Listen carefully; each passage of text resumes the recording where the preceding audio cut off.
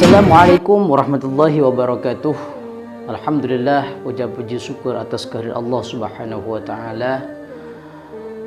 Mari kita selalu panjatkan doa syukur kita kepada Allah Subhanahu wa taala karena Allah telah melimpahkan rahmat iman terhadap kita semuanya.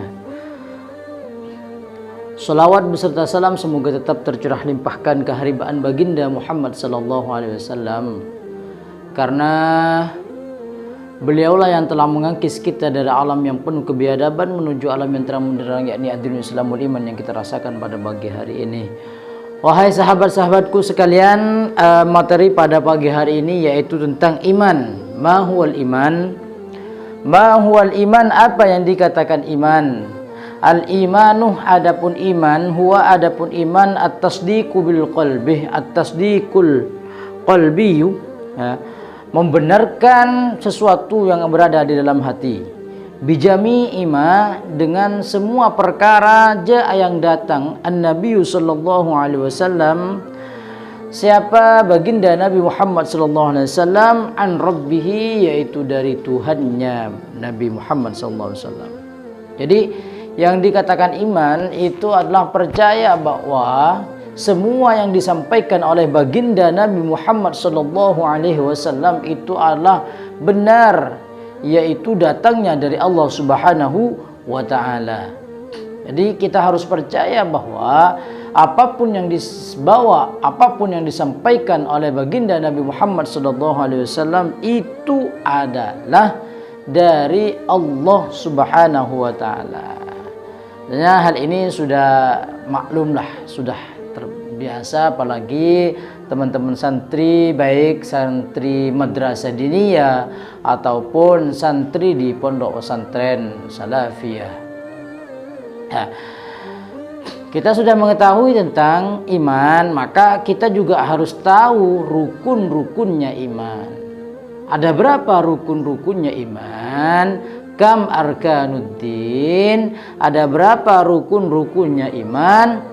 Rukun-rukunnya iman itu,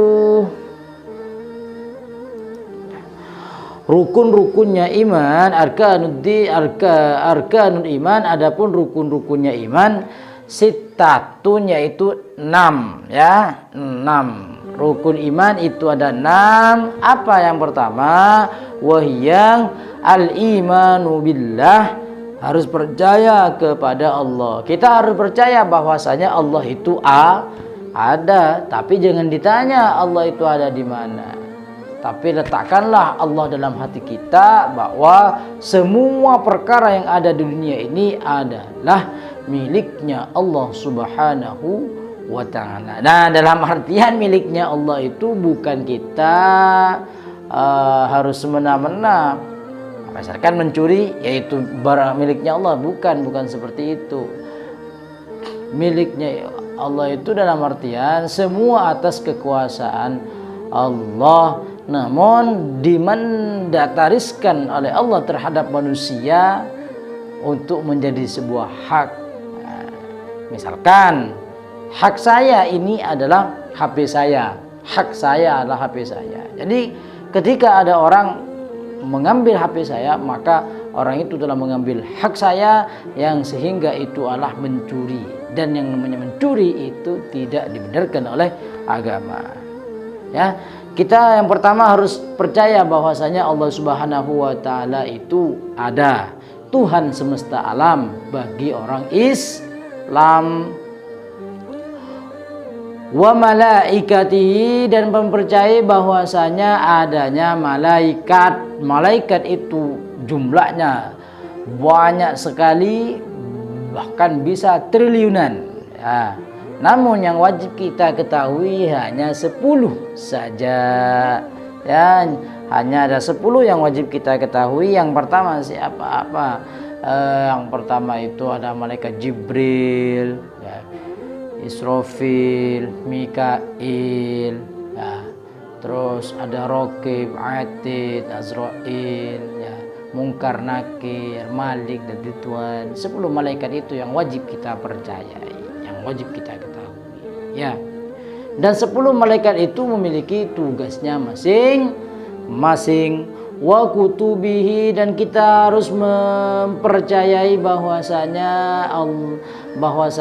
adanya kitab-kitab Allah, yang mana kitab-kitab Allah yang wajib kita ketahui ada 4 ya: Zabur, Taurat, Injil, Al-Qur'an, wa rusulihi, dan harus mempercayai bahwa kepada para utusannya Allah yang jumlahnya itu yang wajib kita ketahui ada 25 rasul yang diakhiri oleh baginda Nabi Muhammad SAW.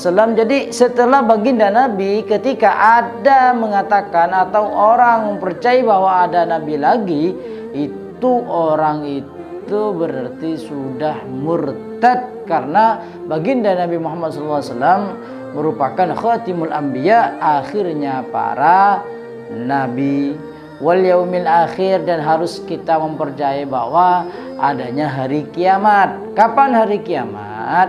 Hari kiamat itu tidak ada manusia pun yang tahu, namun tanda-tandanya itu memang dijelaskan di dalam Al-Quran dan hadis.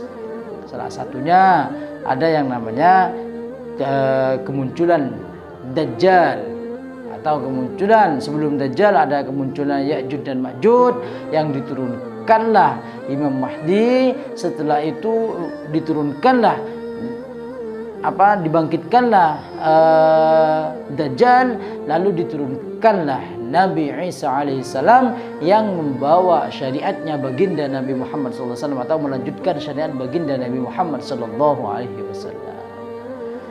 Nanti ketika sudah datangnya Dajjal, maka kiamat itu semakin dekat, semakin dekat. Wabil qadri khairihi wa syarrihi minallahi ta'ala. Dan kita harus percaya bahwa ada qadarnya Allah, kepastiannya Allah, baik kepastian yang bagus dari Allah maupun kepastian yang buruk dari Allah Subhanahu wa taala. Kita harus menerimanya sebagai makhluknya atau sebagai umatnya baginda Nabi Muhammad SAW, karena semua manusia itu memiliki yang namanya qadr khairihi wa syarrihi, memiliki pasti yang bagus dan kepastian yang jelek. Mudah-mudahan ini yang bermanfaat untuk kalian semua, untuk kita semua. Akhiran, ihdinas siratal mustaqim, wallahul muwaffiq ila aqwamit thoriq. Assalamualaikum warahmatullahi wabarakatuh.